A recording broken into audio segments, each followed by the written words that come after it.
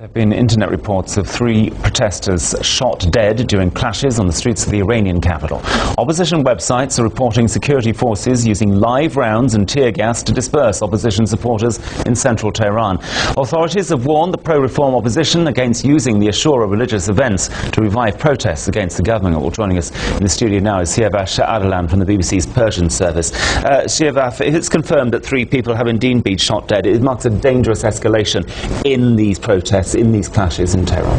It's been a fatal clash today. It's not to be expected today.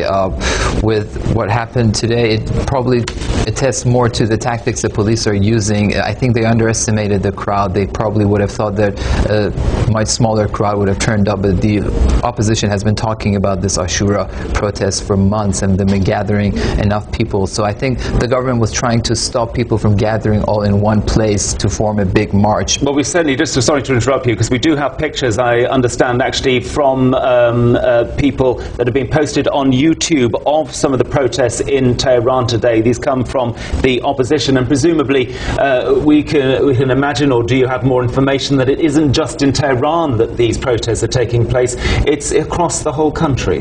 The protests have spread to other countries where the Ashura mornings are taking place. I don't see other cities presenting a big security challenge for the government. The fact that the security forces have to be deployed in all those other cities to keep an eye, keep a tap on the protests, shows that it will be very difficult for the government to control the situation in Tehran as well, where they've deployed hundreds and thousands of security forces. And of course there was an official commemorations taking place in Tehran today. We've also got pictures of President Ahmadinejad actually in the Ashura commemorations, and so there are 2 sort of sets of people gathering in Tehran, and that's where you get the clashes, and presumably that's why the police have been trying to make sure that the demonstrators don't gather all at once. They seem to have not been terribly successful at that.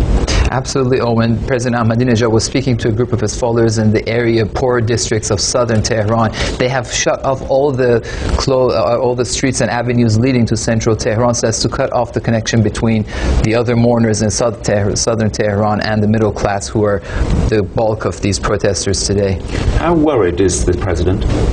He would be, it's not just himself, it's the supreme leader or the security forces, and we have to see how much there is a coordination of decision making, where they all informed of how they want to deal with these protests. The fact that 3 people have been shot shows that the government is treading a very difficult line. On one hand, to restrain not to provoke the protesters, and on the other hand, to not be seen to be retreating before them. Good to talk to you again. Thanks for joining us once more here on BBC World News.